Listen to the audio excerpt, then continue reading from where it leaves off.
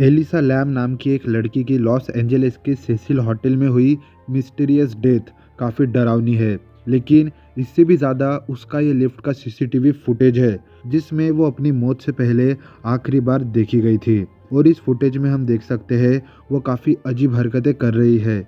इस वीडियो के बाद जब उसकी बॉडी मिली तो वो होटल के वाटर टैंक में मिली और वो पूरी तरह नेकेड यानी बिना कपड़ों की थी। एलिसा लैम की बॉडी का पता भी तब चला जब होटल में रहने वाले लोगों ने कंप्लेंट किया कि पानी का टेस्ट बहुत गंदा आ रहा है, क्योंकि उसकी बॉडी जो थी वो होटल के वाटर टैंक में मिली थी। तो दोस्तों, आइए शुरू से जानते हैं एलिसा लैम की इस मिस्टीरियस मौत की कहानी और उसके इस स्ट्रेंज बिहेवियर के पीछे का कारण क्या था और ऐसा क्या हुआ था उसके साथ, आइए जानते हैं। एलिसा लैम 21 साल की कैनेडियन स्टूडेंट के साथ साथ एक टूरिस्ट भी थी और घूमने के लिए अमेरिका के लॉस एंजलिस में आई थी और सेसिल होटल में रुकी थी।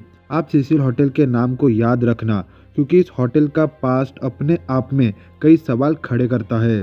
तो 1 फरवरी 2013 को एलिसा लैम को अपने रूम से चेकआउट करना था, लेकिन वो चेकआउट करने में देर कर देती है।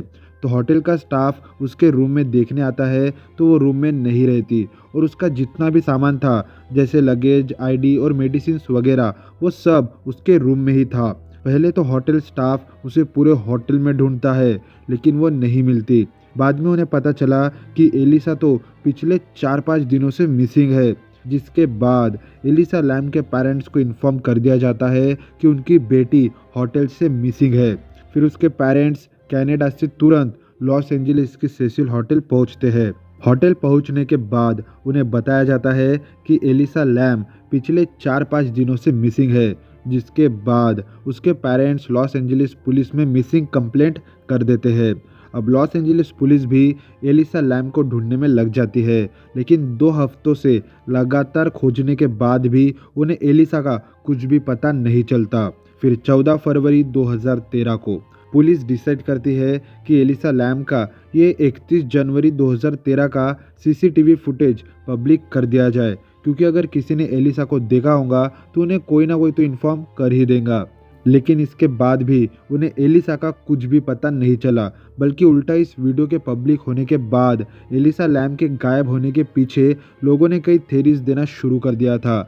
जैसे एलिसा लैम के इस केस को एक पैरानॉर्मल एक्टिविटी का रूप दे दिया गया था और वो इस लिफ्ट में किसी भूत से बात कर रही थी, लेकिन थी तो ये थ्योरी ही। उसके गायब होने से पहले एलिसा का यही वो आखिरी सबूत था जिसमें बहुत से आंसर्स और बहुत से क्वेश्चंस थे। इस वीडियो में हम देख सकते हैं कि एलिसा लिफ्ट में बार बार अंदर बाहर होती है, दरवाजे से चुपके से किसी को देखती है जैसे किसी से डर रही हो, और बड़ी ही अजीब से हैंड गेस्चर्स भी करती है। और तो और लिफ्ट के बटन्स को कई बार प्रेस करती है। उसकी ये सभी हरकतें काफ़ी वियर्ड और स्ट्रेंज थी। कई लोगों का मानना था कि ये वीडियो एडिटेड है, क्योंकि इसकी डेट क्लियर नहीं दिख रही थी और ये पूरा वीडियो नहीं है बल्कि आधा ही वीडियो है, लेकिन है तो ये थ्योरी ही। तो अब एलिसा को गायब हुए पूरे 20 दिन हो चुके थे और उसका अभी तक कुछ भी अता पता नहीं चला। लेकिन 19 फरवरी 2013 को एलिसा लैम को आखिरी बार देखा गया था, जब सेसिल होटल के एक वर्कर को ऊपर छत पर भेजा गया था, क्योंकि होटल में जो लोग रुके थे वो कंप्लेंट कर रहे थे कि नल के पानी का प्रेशर बहुत लो है और पानी गंदा भी आ रहा है। तो होटल का वर्कर ऊपर छत पर पानी के टैंक्स को चेक करने गया।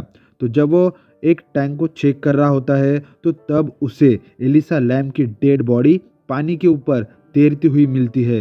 लेकिन एलिसा लैम की बॉडी पूरी तरह नेकेड थी, यानी वह बिना कपड़ों की थी, जिसके बाद पुलिस को इन्फॉर्म किया गया और एलिसा लैम की बॉडी को ऑटोप्सी के लिए भेज दिया गया।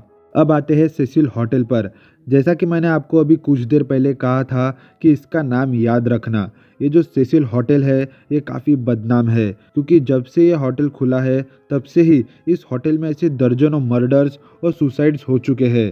कई लोगों ने बताया कि ये सेसिल होटल कई सीरियल किलर्स को रहने के लिए रूम देते हैं। तो क्या उस रात एलिसा लैम किसी किलर से ही तो नहीं छुप रही थी? ये तो आज तक पता नहीं चला।